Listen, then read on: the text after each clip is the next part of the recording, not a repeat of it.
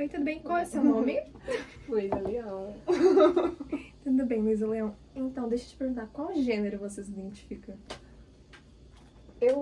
Pra falar a verdade, eu acho gênero uma grande perda de tempo.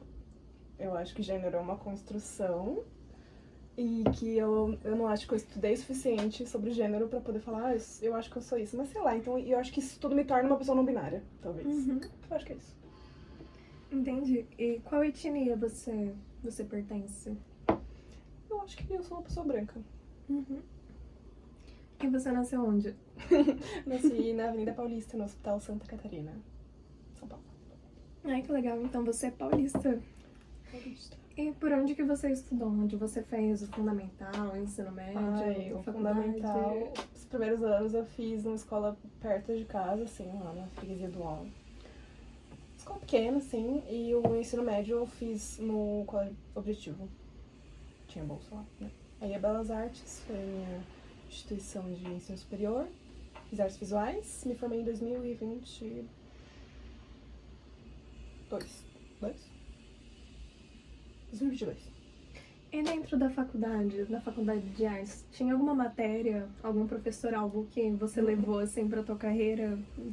Que você Eu acho que gostou tinha bastante? muitos professores que eu amava todos, assim, mas claro que tem alguns que marcam mais, seja por serem pessoas maravilhosas, seja por terem abordado temas que me moveram, assim, né? Eu acho que o Gustavo Sol foi um professor que influenciou muito no meu trabalho, porque ele abordava psicanálise, né? E a psicanálise me abriu a cabeça, assim, as aulas dele pra mim eram muito legais, eu amava. Qual matéria que ele dava? Ele deu vídeo corpo e performance. E outro, eu acho que é o Amed, que ele fez... Ele deu aula de sociologia, né, na arte, e também a aula de desenvolvimento de texto, que foi antes do TCC. E ele ajudou a gente a abordar também, procurar teóricos que a gente se identificava, teóricos que falavam dos temas que a gente queria falar sobre. E ele me indicou livros, assim, e autores que eu acho que influenciaram bastante. Esse processo educacional, você acha que estudar mudou o jeito de você ver e consumir arte?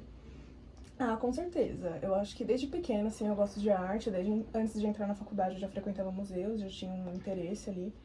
Porque quando pequena, eu frequentava muito Sescs da vida e sempre tinha alguma exposição. Então, eu acho que isso foi uma coisa que me influenciou muito. Mas eu acho que estudar, mesmo que você queira fazer um trabalho anti-acadêmico na sua vida, assim, eu acho que é importante saber com o que você está lidando, né? Com o que você quer quebrar exatamente. Então, eu acho que em todos os casos, eu acho que é importante estudar arte, mesmo que não numa academia, assim, e tal. Mas eu acho que muda, assim, a forma de olhar pra arte, olhar pros museus, olhar pra educação, né, querendo ou não. Então você diria que você foi uma criança e uma pessoa que cresceu convivendo com museus e com exposições e com esse espaço artístico? Sim, eu acho que sim. Eu acho que eu fui privilegiada nesse sentido. Então você acha que essa é uma realidade de poucos? Você acha que, Eu acho. que a média, o Eu povo acho que no brasileiro, Brasil- muita pouca gente frequenta? Eu acho que o Sesc mesmo é um exemplo maravilhoso de incluir todos os tipos de público dentro desse circuito cultural, porque o Sesc ele é do comércio, né? Então pessoas do proletariado vão consumir, vão frequentar esses lugares, que além de terem esportes, comida e tudo isso, que é uma coisa mais que pode ser considerada massificada, também tem essas exposições e tal, que eu acho que o próprio educativo do Sesc consegue incluir esses públicos, né? Eles fazem exposições de todo tipo, exposições que contemplam a cultura afro-brasileira, culturas indígenas, e empregam essas pessoas também. Então, eu acho que no Brasil ainda tem muita gente que não se sente pertencente a esse lugar, e isso é uma coisa que, quando você trabalha em um museu, eu acho que é muito importante você ter isso em mente, que às vezes a pessoa que está indo lá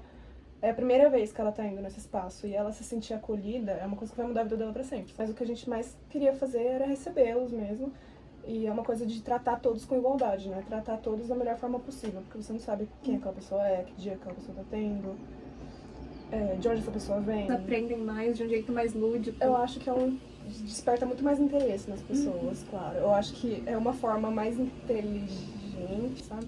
Essa questão do interesse genuíno, você sente que isso é algo que as pessoas buscam quando elas vêm? Você acha que elas têm assim, de querer entender, aprender? Uhum. Tem muitos grupos, principalmente de adolescente, né? Que não queria estar ali e tal. E eu acho que é uma gratidão muito grande, assim, quando você chega no final da visita e você vê que a pessoa se interessou por aquilo, ela quis mesmo prestar atenção, que você tornou aquilo uma coisa leve. Eu acho que é isso que eu mais buscava, assim, nas visitas guiadas, era gerar uma atenção, instigar mesmo as crianças, os jovens a quererem entender aquilo que está acontecendo, trazer para um contexto atual, né, ligar com a realidade deles e com o vocabulário deles. Então eu acho que é importante, como educador, você ter uma abordagem diferente para cada tipo de público. Para um público de escola, para as crianças, para os jovens, para idosos. Eu acho que tudo isso importa muito também na hora de você mediar pessoas e objetos de arte, objetos museológicos. E eu acho que as crianças, elas... Tudo é muito interessante para quando você é criança, né? Então é por isso que eu acho muito legal, é de muito aprendizado para nós trabalhar com criança, porque ela vai falando, ela vai falando, ela vai falando. Então às vezes tem uma criança, aquelas crianças que ficam perguntando, mas por quê? Mas por que isso? Mas por que aquilo? Num lugar de museu, isso é maravilhoso, assim. Tipo, vai chegar uma hora que ela vai falar, mas por quê? E você não vai saber responder, e aí você vai aprender com ela, melhor que tudo. E eu acho que é isso, as crianças que têm esse contato como eu tive, né, eu acho que elas vão crescer de uma forma, com um olhar diferente para o espaço cultural, mas uma pessoa que os pais às vezes não têm esse hábito, sei lá, eu acho que não só pela adolescência, pela essa coisa chata de não se interessar por nada, mas também quando vai ser um adulto que não vai se sentir pertencente, sabe? Eu acho que é legal buscar meios, assim, tipo, colocar obra de arte no metrô, sabe? Eu acho muito legal. você acha que esse papel de um guia, uma pessoa educacional, apresentando uma exposição e falando sobre, você acha que isso é melhor para as pessoas que estão visitando? Você acha que elas se sentem mais interessadas e que isso faz elas terem outra visão do que elas estão vendo? Com certeza. Elas se sentem mais conectadas? É uma experiência que eu tive, assim, das pessoas falarem, nossa, foi outra coisa. Teria sido completamente diferente se eu não tivesse com você e tal. Porque, querendo ou não, cada educador também tem um viés diferente, uma forma diferente de dar visita. Então, é muito legal isso no MIS, que a gente tinha uma liberdade criativa muito grande. A gente podia dar a visita do jeito que a gente quisesse, com as referências que a gente quisesse. Então, a gente fazia até visitas temáticas. Tinha uma colega minha que ela fez uma visita temática das mulheres que estavam nas pinturas. Então, era uma exposição do Michelangelo, né? E aí ela falava as mulheres de Michelangelo, ela apresentava as mulheres nas pinturas, quem eram aquelas mulheres, que arquétipos elas representavam dentro do imaginário da época e de um imaginário de hoje em dia e tal. Então a gente tinha muita liberdade, assim, cada pessoa ia dar uma visita de uma forma diferente.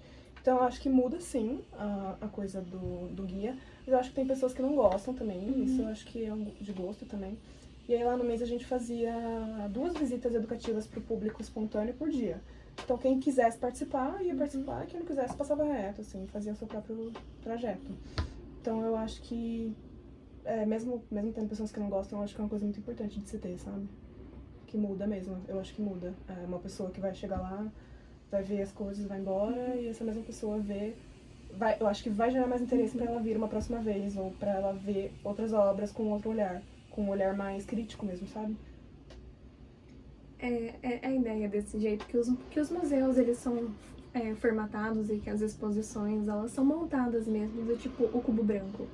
E esse paralelo com essas exposições imersivas.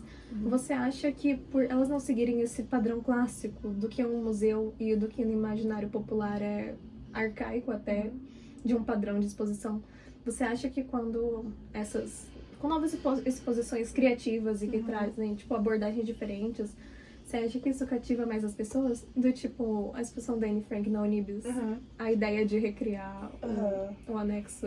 A exposição da Anne Frank é uma exposição imersiva, porque te coloca dentro do lugar onde ela viveu, isso é fato. mas não é aquela exposição com telões, passando as pinturas, não sei o quê. Aquilo é um exemplo também da hiperestimulação, né? As crianças que estão hiperestimuladas por imagens, celular, telas, e o tempo todo a informação chegando. Eu acho que a exposição da Anne Frank é uma exposição que ela te imerge no tema, mas ela não te sobrecarrega, muito pelo contrário. É uma exposição com detalhes. E se você já leu o livro, você percebe que tudo aquilo que você leu no livro está sendo materializado bem na sua frente.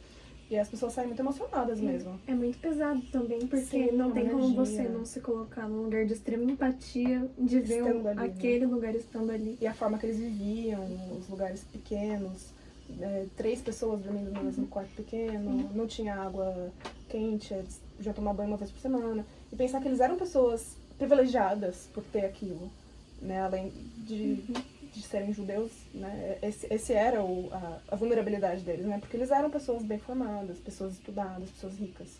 Mas eles perderam quase tudo que eles tinham. Então é isso que você falou, você vai realmente se colocar naquele lugar. E isso que eu acho interessante nesse processo educativo. Eu sinto que esse exemplo de exposição, você não acha que estimula muito mais a busca por conhecer, porque você tá imergido, você tá dentro desse contexto, em vez de só esse padrão clássico de quadros numa parede branca, né? Com um quadrinho. Eu acho muito bacana. A exposição da Anne Frank é uma exposição histórica, né? É uma exposição de história mesmo. Mas no segundo andar tem umas obras de arte que é aquilo que eu falei, da gente tentar ligar com a realidade da pessoa que está visitando. Porque no segundo andar tem pinturas, tem gravuras, esculturas de artistas contemporâneos brasileiros, que vão ligar a história da Anne Frank à história de pessoas de hoje em dia. Pessoas que estão em situação vulnerável, pessoas que não estão sendo perseguidas, mas, tipo, uma pessoa negra que sabe, tá sempre em estado vulnerável também, por causa do racismo, por causa da violência policial. Tem uma escultura maravilhosa do Flavinho Cerqueira, que é um artista negro, que representa as crianças brasileiras, né, da forma mais vulnerável possível. Então eu acho que tem essa diferença, né, das exposições históricas e das exposições de quadros, assim, que tem aquela coisa toda, a pintura está morta, não sei o quê, que já acabou, já voltou e tal. Mas que outro exemplo que eu acho muito legal de Museu em São Paulo é a Pinacoteca, que eles não têm aquela curadoria linear, aquela coisa do cubo branco e tal. Eles colocam, eu acho muito legal, eles dividem por tema, né? Então aqui tem os retratos, autorretrato. Aí tem uma porrada de autorretrato na parede. E aí você meio que se perde, assim, né? É um estímulo muito grande, mas você vai entendendo as coisas e como cada autor de cada época se representava, quem eram os artistas, quem representava, quem era representado. Então eu acho que é uma forma de sair da caixinha também, né? E também a curadoria do MASP, né? Os cavaletes da Lina Bobardi, que são transparentes, permitir que você olhe mais de uma obra ao mesmo tempo. Então acho que isso também são formas, além da imersão, de te colocar imerso em alguma coisa, né? Teve alguma obra que te cativou muito quando você era pequena, ou que você viu em algum museu, em alguma exposição, que assim, mudou sua vida? Cara, tem uma obra que eu lembro desde, tipo assim, eu sempre lembro dela. E eu acho que ela me pega muito, assim, também.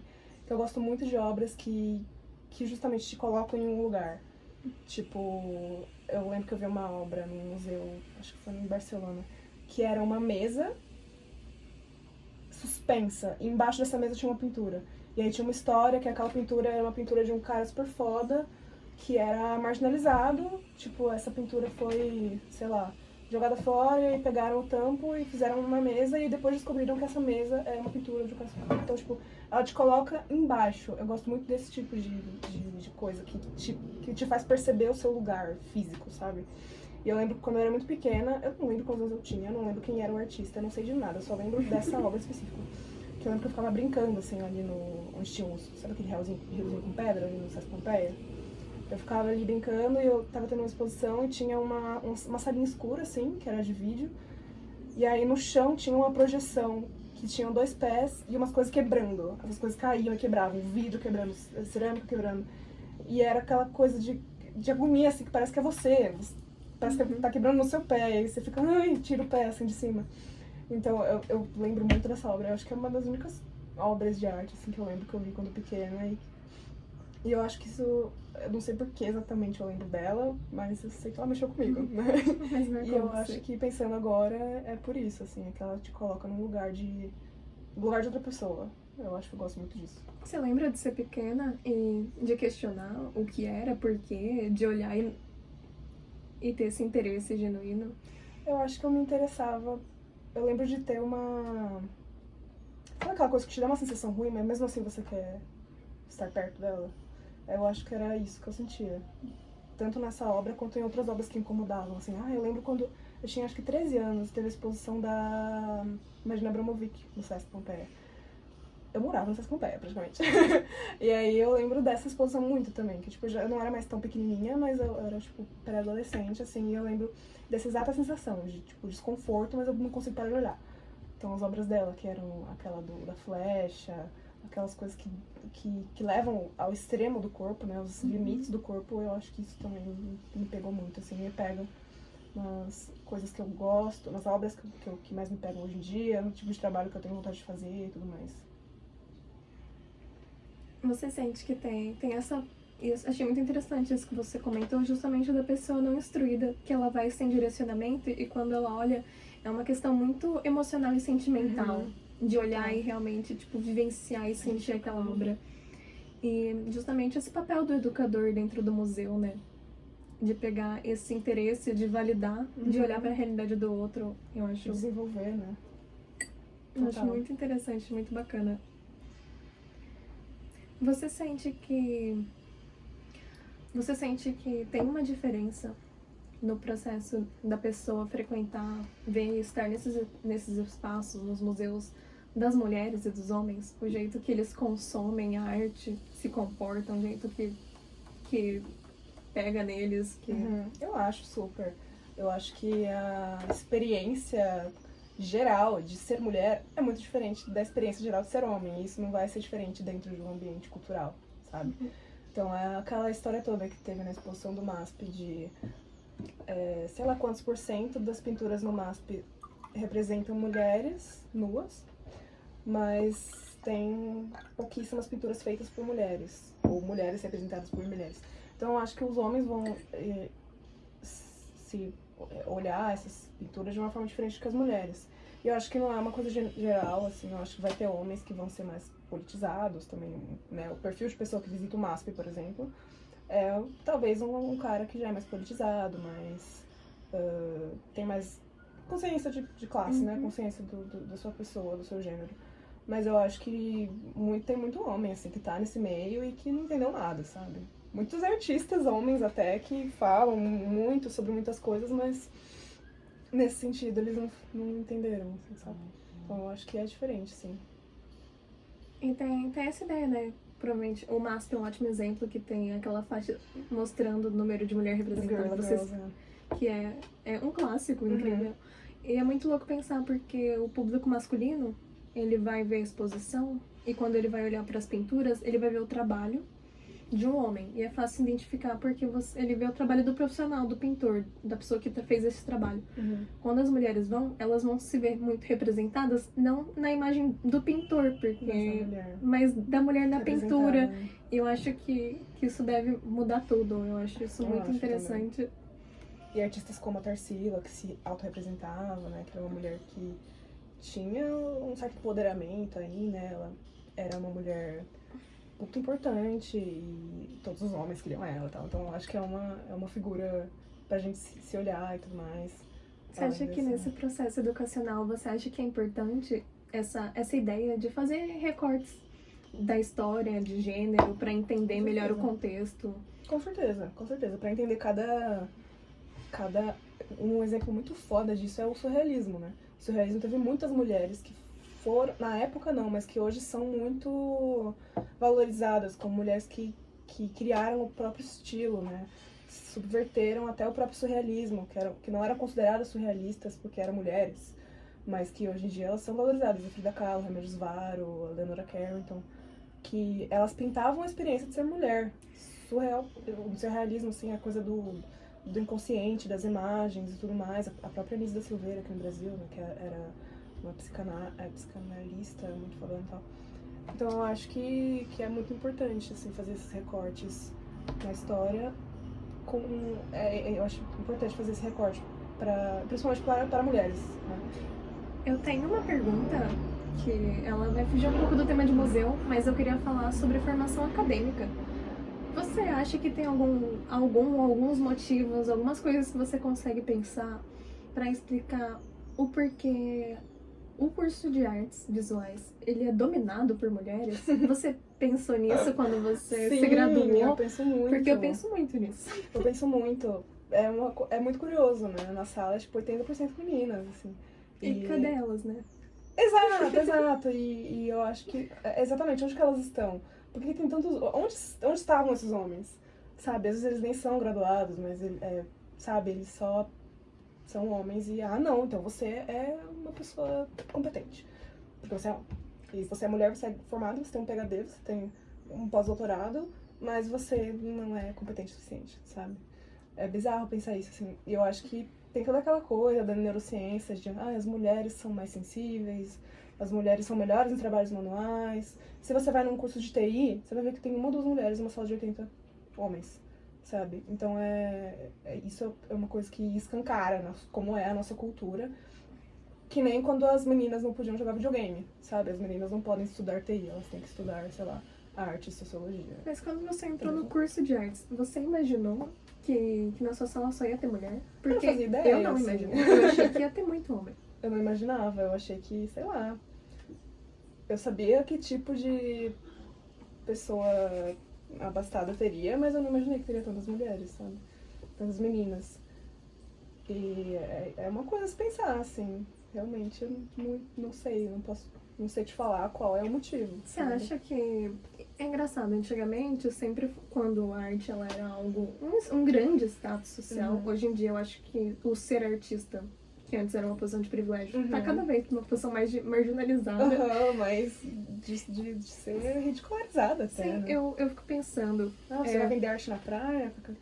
Ou tipo na época da Artemisia Gentilis, que quando você... Eu acho esse exemplo incrível. Uma mulher vai numa exposição e vai ver obras renascentistas. A Artemisia era caravagista. Você pode botar...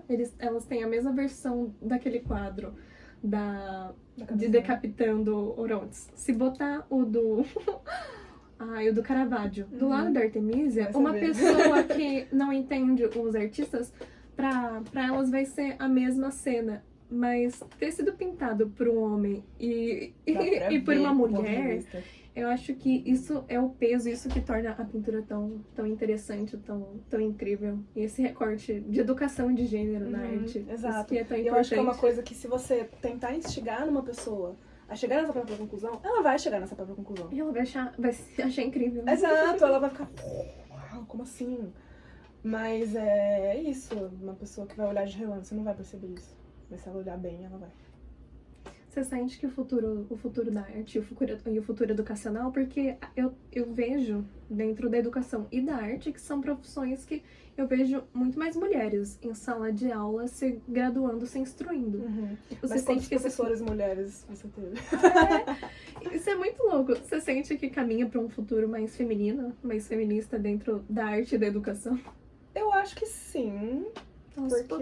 Aos poucos, eu acho que na Belas Artes a gente tem muitos professores homens, mas a gente tem muitos professores mulheres. Mas uma coisa a se pensar também é quantos negros tinha nessa sala, quantos professores negros a gente teve. A gente tem um ou outro, né? Professoras negras e tal. Você teve alguma professora negra? Eu não acho que eu tive também, se eu me lembro bem. Mas eu acho que a educação é muito feminina. Eu acho que a questão que até posso soar machista, mas é que a mulher, por ser mulher e por estar num lugar de vulnerabilidade, de marginalização, vai olhar para os estudantes dessa forma, de uma forma de empatia, porque crianças são uma minoria. A gente não pode... Você acha que tem a ver com as mulheres serem socializadas à maternidade? Também, essa visão? eu acho que isso total também elas são criadas para cuidar, né? Para zelar pelo lar, zelar pelas crianças. E zelar é educar, né? Exato, cuidar e educar. Então eu acho que naturalmente as mulheres, meninas, são mais enviesadas a isso. Talvez por isso tem 1% das mulheres dentro dos cursos de TI, por exemplo. Né? Mas, sei lá, eu acho que... Não sei por que isso... Não sei se isso vai continuar, se isso vai mudar. Mas, ao mesmo tempo que as mulheres são a maior parte das educadoras de crianças, talvez as mulheres precisam se politizar mais também, para educar essas crianças. Não só as professoras, mas as mães também. Porque é elas que vão ser as professoras do futuro, os professores do futuro, né? Eu sinto que se fosse mais valorizada essas profissões na educação e até essa formação artística e para esse lado até de pesquisa acadêmica de arte, eu acho que teria muito mais homens na sala de aula. Eu acho. Que é interessante de pensar, porque olhar para a sala de aula é olhar para o futuro da formação de uma profissão, né? Futuros artistas, futuros curadores. Mas eu acho que nesse sentido, as artes, apesar de ser muito machista ainda, no sentido de as mulheres não serem valorizadas, eu acho que as mulheres estão conquistando seu espaço cada vez mais. Esse espaço de curadoria, de artistas, de diretores de museus. As galeristas do Brasil são mulheres. Tem um ou outro que é homem. Então eu acho que é isso. As mulheres ricas, elas já conseguiam se colocar no seu lugar. Agora, talvez seja a hora das mulheres marginalizadas, mulheres, né? Isso. É engraçado, eu nunca tinha pensado no recorte educacional da figura feminina, mas ela é muito forte, muito presente, né? E principalmente dentro da arte, eu acho que isso traz muitas outras ideias, né? Do quanto... E é um processo, eu acho que tem um peso muito grande em ser educador dentro desses espaços culturais. Você pode mudar a vida das pessoas que estão lá dentro. Exato, é muito louco isso. Teve algum caso especial que te marcou que... Quando eu fazia visitas guiadas ou oficinas com pessoas com deficiência, era muito legal.